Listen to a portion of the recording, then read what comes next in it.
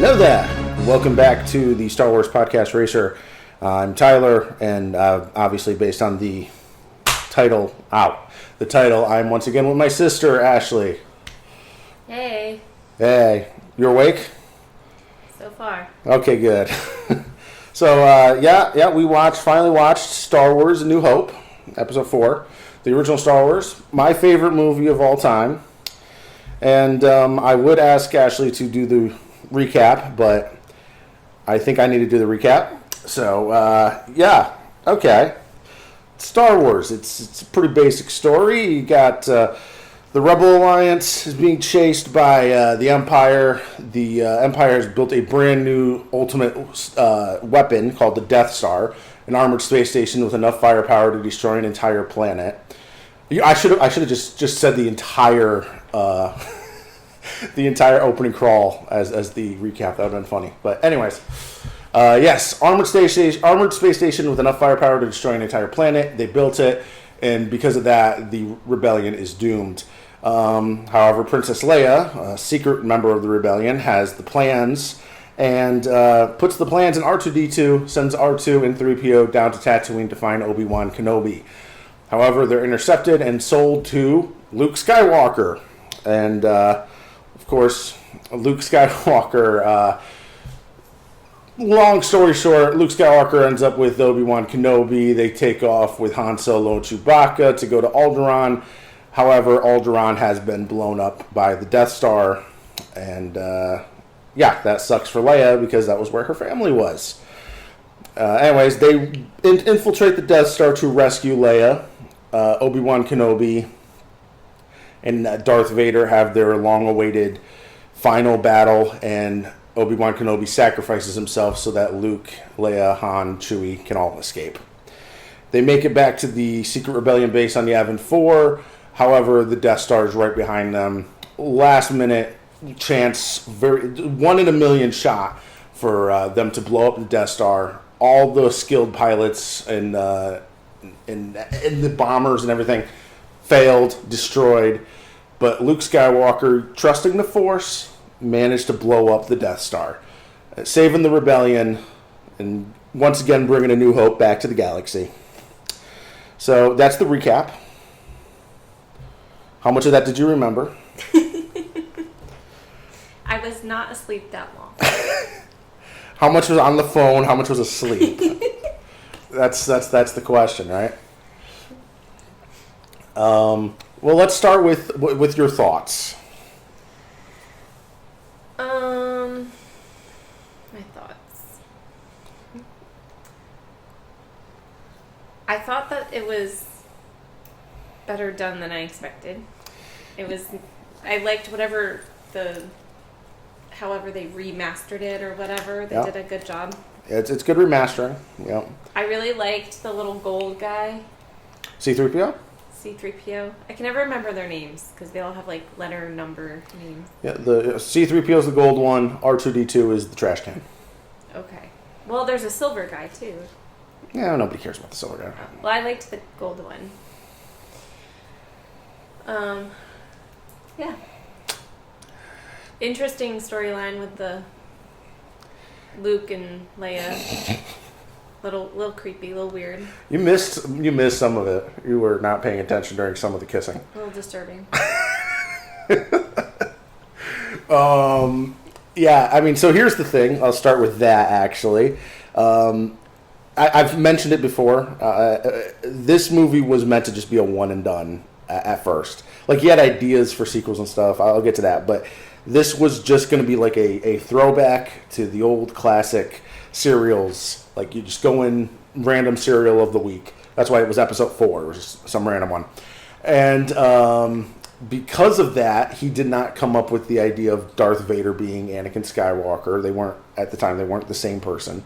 And also, he did not think of the idea of Luke and Leia being related. Wait, so when he made this first one, mm-hmm. Darth Vader was not Luke's dad. No, it was not intended. When Obi-Wan says the backstory to Luke, the one that's kind of off, that was actually meant to be the true backstory. It was meant to be that, Anakin Skywalker was a good Jedi and was betrayed by a Jedi that went bad called Darth Vader.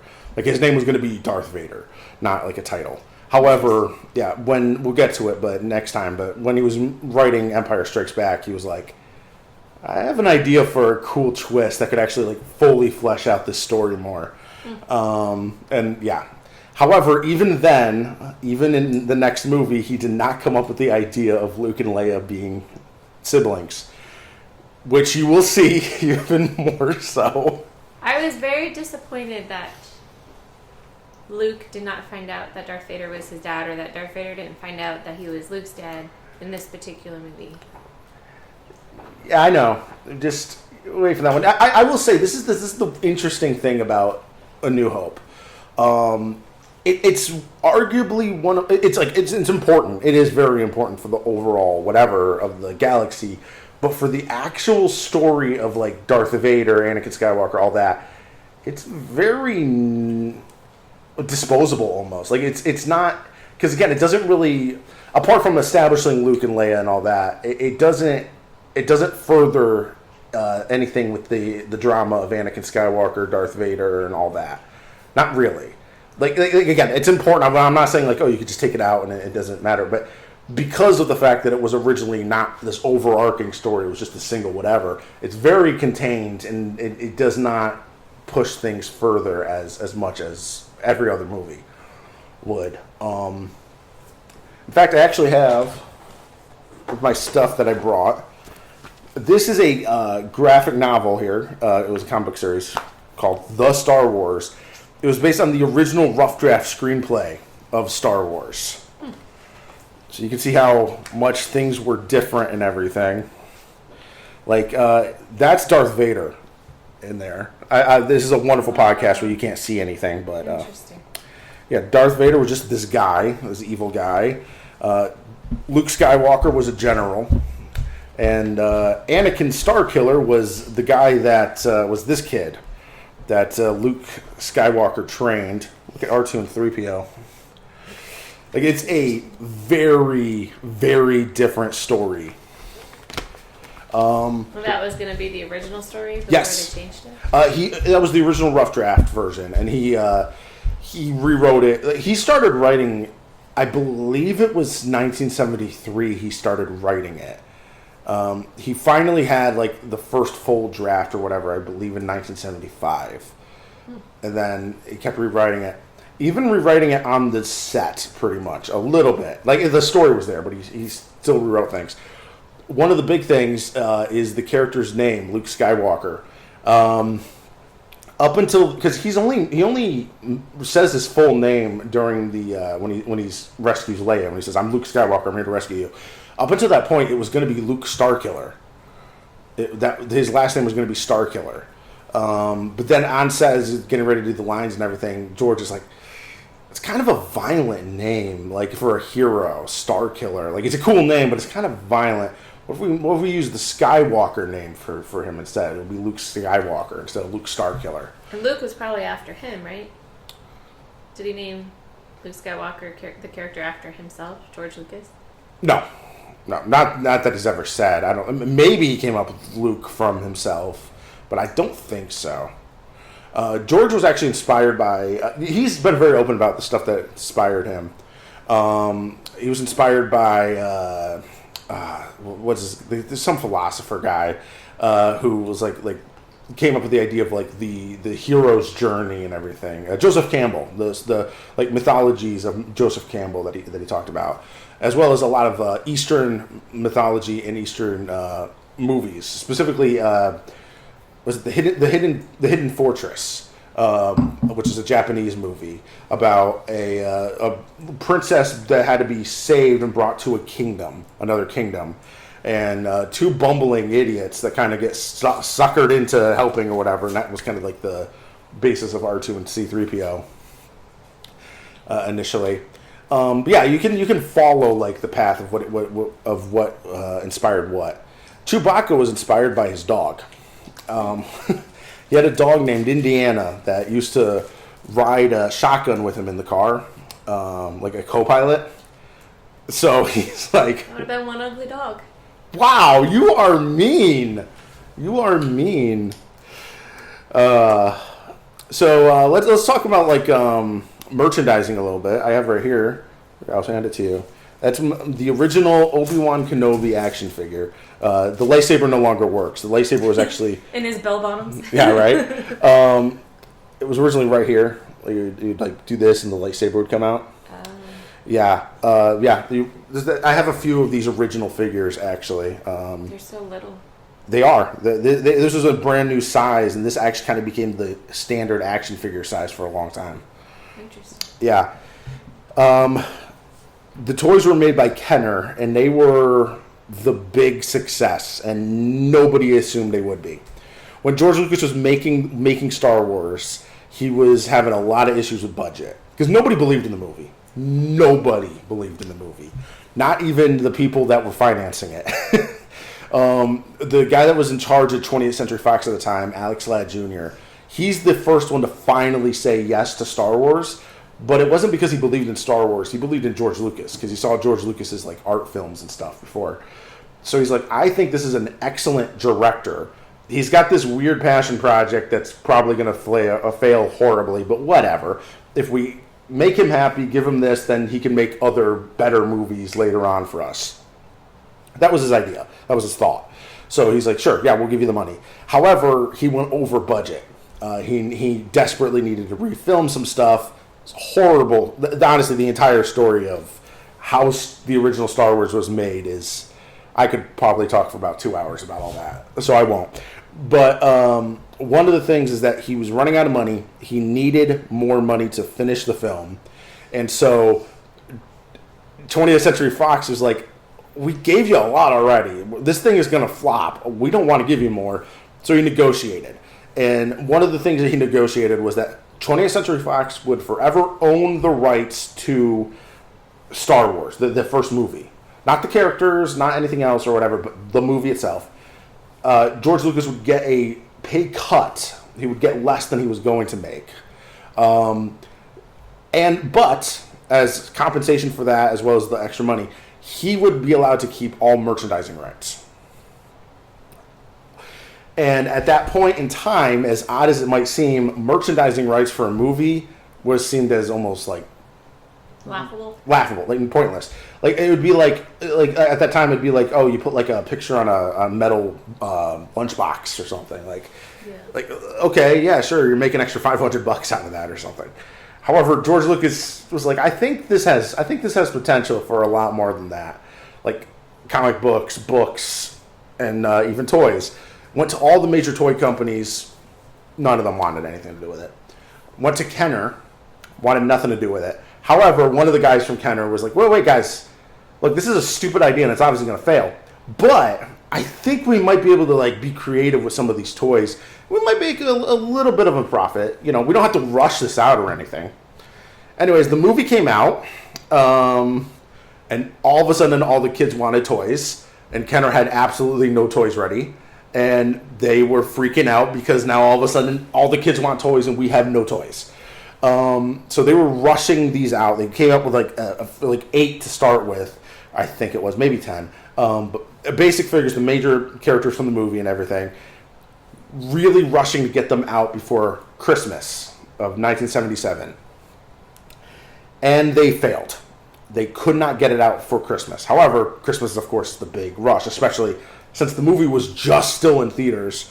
So what they did, this is a true story, because they knew that the toys wouldn't be ready until about like March or so of 78. For the holiday season, they released what they called the Star Wars Early Bird Special. It was a cardboard box that was essentially just an IOU. It was... Wow. They sold cardboard boxes that just basically had a paper inside that was like, hey, these are the figures you're going to get in about 3 months whenever we finally finish it. Fill this out and we will send them to you. Wow. So those apparently sold very well. So a lot of kids at Christmas time got empty cardboard boxes for Christmas. That is a true statement. Which is interesting because was Star Wars ever intended to be a children's movie? Yes and no. It was always meant to be, like, again, it was friendly. Yeah, it was again a throwback to like the old serials that kids like roughly around 10, 12 years old would go and see in the theaters back in the 30s, 40s, and stuff like that. So like Saturday mornings they'd go and see it. So it was never again, but all of those were never. They were never like because. When you say kids show or whatever, kids movie or whatever, there's like two things you can be thinking of. You could be thinking of family friendly with maybe a little bit more aimed at kids, or like Care Bears. Like it obviously was never like a Care Bears type situation, but it was always meant to be like like adults can go and have fun with it, but it is primarily aimed kind of more like around 12-year-old boys, roughly is roughly the demographic. So that wasn't a surprise to them that kids. No. In fact, it was interestingly enough, that was one of the reasons that nobody wanted to buy it, was because nobody was making kids movies, and they were like, "No, this is clearly a kids movie, like some silly kids movie." But at the time in the '70s, they were going very hard on like gritty, realistic, dark adult movies, and Disney was pretty much the only company that was still making kids movies at the time. Gotcha. So George Lucas making Star Wars that's another reason why they thought it was going to fail. Is because why are you making a kids movie? Yeah. Which is probably why it succeeded, because no one else was making one, and so there was a market for it. Yeah, there was George Lucas kind of tapped into a market that was definitely there, and And so they definitely the composer definitely. Oh, John Williams. Yeah. Hit it out of the park because it was very well done and. Absolutely. They showed one of the first rough cuts that he showed of Star Wars to his friends. It pretty much all of his friends were making fun of him for it, and were like, "Why are you doing this, George? This is terrible." Like they were laughing at a whole bunch of stuff in the rough cut, because one of the things is the rough cut had no music yet. There was, because he hadn't gone to the composer and everything, hadn't figured out which composer to go. The only friend there that actually was like, I see what you're doing, and I think I like this, and I believe in you, was Steven Spielberg. And George Lucas, Steven Spielberg, still to this day, pretty much best friends. Was this his first major project? No. So George Lucas's first movie was called THX 1138, and it was a full movie version of his short student film for college. It's a movie I have not seen, and I don't really plan on ever seeing it, because it's a typical 1970s dark, gritty, dystopian kind of movie. His second movie, which I have seen, was American Graffiti. Starred Ron Howard, actually. It was set in the early 1960s. It's a coming of age high school, but they're all in cars. It's all about car culture of the 1960s and everything like that. It's not a bad movie at all. It's not really one I would recommend to a whole lot of people unless they really like that style. But that was the movie though that kind of put him on the map enough for Alan Ladd Jr. over at Fox to be like, we need this guy. This guy's good. Yeah. So another interesting thing when it came to merchandising was with books. There is a novelization that was credited to George Lucas. There was a ghostwriter, but the novelization of Star Wars came out 6 months before the movie did, and it was specifically made to try to appeal to science fiction fans at the time. So try to get some hype among science fiction fans, so that at least there would be some people going. Because again, people were thinking nobody's going to want to go see this. Science fiction fans at the time were very, very book based. They were all reading all these short pulp novels, basically. So their hope was we put those out there, put a book out there, and it will get people to come. And apparently it did work, but of course it way beyond there. It was I've read that novel, and it's based off of an earlier script, so it gets kind of weird. But not bad. There was also a Marvel comic book at the time. It was just 6 issues. It was just a 6-issue miniseries. It lasted 112 issues, I believe. Because, Star Wars, so they just kept going. And they introduced a lot of weird stuff as it went on, including one of the main characters being like a giant green bunny man. That was weird. That was Jackson. Jackson was weird. Anyways, obviously toys continued. Like this one. My action figure collection of the modal nodes from the Cantina. That's from the 70s? No, this is a modern one. Yeah, this is a modern one. Yeah, I never opened it. I believe it was 2006? Yeah, 2006. Hasbro, because Hasbro eventually bought Kenner. So Hasbro made all the figures. And, of course, Pop Pets. So, other thing I want to talk about, the special editions. So what we watched was essentially the special edition. I'm going to set him there. Okay. 1977 Star Wars came out. And actually, when it came out, it didn't have the Episode 4 New Hope title. It was just released as Star Wars. He wanted to put an episode title, or an episode number, but Fox straight up said no because, again, they already thought they weren't going to make any money. It's like, let's not confuse audiences even further by calling it a fourth in a series that doesn't exist. But after, for the first re-release before the Episode 5 came out, he was able to add the Episode 4 New Hope. So, anyways, 1977, movie came out. 1997, he released the special edition of the trilogy. And that was where he went in, added a lot of the CGI, added a couple of extra scenes back in. Just did a whole bunch of updates to it. And to me, because I grew up with the 2004 version, which is based off of that one. So to me, all these things are still just part of Star Wars. Like it's these belong in the movie. And it feels really weird, because I have gone back and watched the original 1977 version, and it feels really weird to me going back to that one after getting used to, the modern version. However, there was one scene in particular that a lot of Star Wars fans at the time got really upset about, and it was the Han Solo and Greedo scene. And it's because this is going to sound really, really silly to you, I'm sure. So in the original version, they do their thing, and then when Han's like, "Oh yeah, I bet you have," he just immediately blasts Greedo before Greedo has a chance to take a shot. George Lucas went back to that later and was like, "Oh, that's not really heroic," even though at the time Han Solo was supposed to be kind of like a space pirate almost.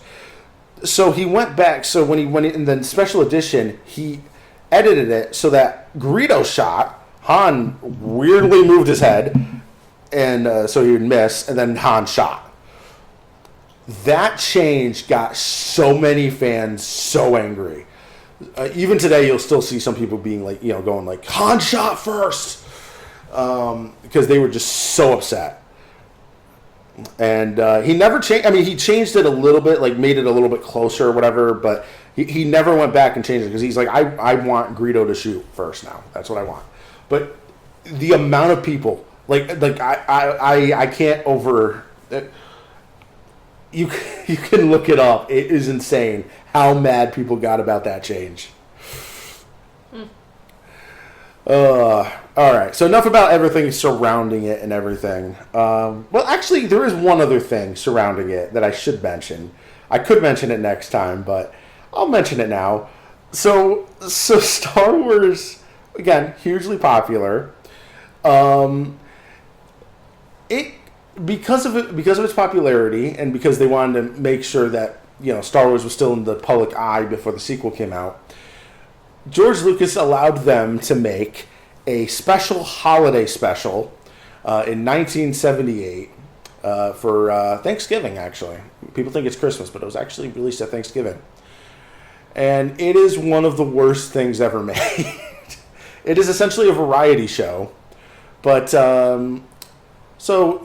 Chewbacca, Chewbacca, he doesn't speak basic English, whatever. He doesn't speak the human language. He growls and stuff, and that's his language, right? Mm-hmm. So imagine a 2-hour special about Chewbacca's families who don't, again, none of them speak. Oh, boy. There's no translators. There's no... You just sit there and listen to them growl the whole time. As they're preparing for Life Day, a Star Wars holiday, because they're waiting for Han and Chewie to show up.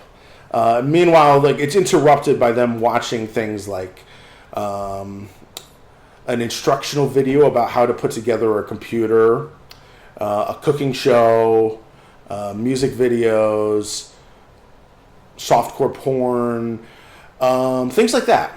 Oh, a cartoon at one point. Yeah. And yeah. That sounds like a blast. Oh, yeah. It's something, all right. I'm not kidding about the softcore porn either, though. Chewie's dad just watches that in the middle of the living room. It's really uncomfortable. But it is not good. George Lucas refused to ever have it be shown again. Never released it on home video. I just had to share that story because, well, we're not watching it. Wait, he made it and he was... He didn't make it. He allowed them to make it. He came up with the very... Because they're like, we want it, like, this TV studio, it was like Fox and some TV studios were like, we want to put this together. So he's just like, well, here's a basic idea. Like, what about a Wookiee holiday called Life Day, and Han and Chewie are trying to get back in time. And so, here's a basic idea. So they're like, okay, we'll go with that. And then they had a guy that did variety shows come in and just make it his own thing. And B. Arthur is in it. I don't know who that is. One of the Golden Girls. Oh. She's probably the best part of that whole special too. That's the craziest thing. But all right, yeah. Back to the actual movie itself. The music, like you said, John Williams did the music. Phenomenal job. He was almost the Star Wars theme was, I believe, if I remember correctly, it reached number 2 on the top 100 or whatever for one of the weeks.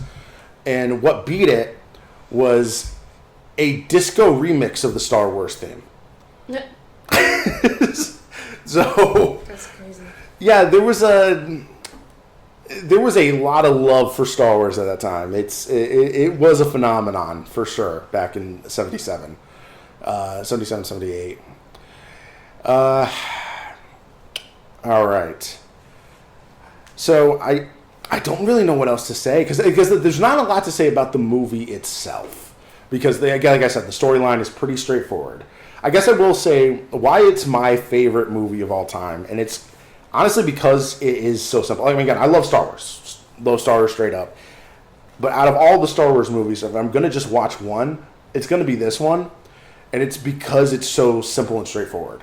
Like, again, I love Episode 3, and I love the storyline that happens in there, and the sad scenes and everything, but it's very connected to everything else. Like, if I watch that, I'm going to want to watch all these others. Episode 4, A New Hope, though, it is just straight up fun throughout, and I can just watch it, ingest it, and I will be happy. And to me, that's the core of Star Wars, is fun. For me. Other people disagree. I know you probably have your own thoughts about the core of Star Wars, but to me, that's what makes Star Wars, is it being fun. And to me, A New Hope is the most fun out of all of them. Do you have any other thoughts, any final thoughts, guys, as we're finishing this up? No, I think I'm just curious to see what happens in these last 2 episodes. Do you have any theories, out of curiosity? No, I honestly don't.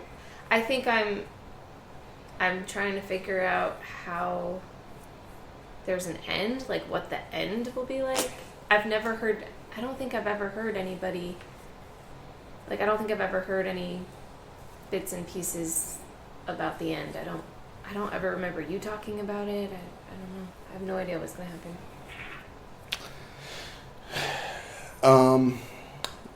That's good to know. Does it end in this time period? Yeah, for our purposes, yes. So, like, this movie, the next movie, and the last movie are all roughly the same? Yeah, so I actually will tell you straight up here. The next movie takes place 3 years after this one, and then the final movie takes place 1 year after that. Oh, okay. Yeah, so it's very much in this time period, yeah. We're not even doing, the 10 years later, episode 1 to 2. So does this mean that I can read my book now? No, not till after we hit episode 6. Okay. Because I don't want to accidentally spoil anything. I'm not sure what's in there.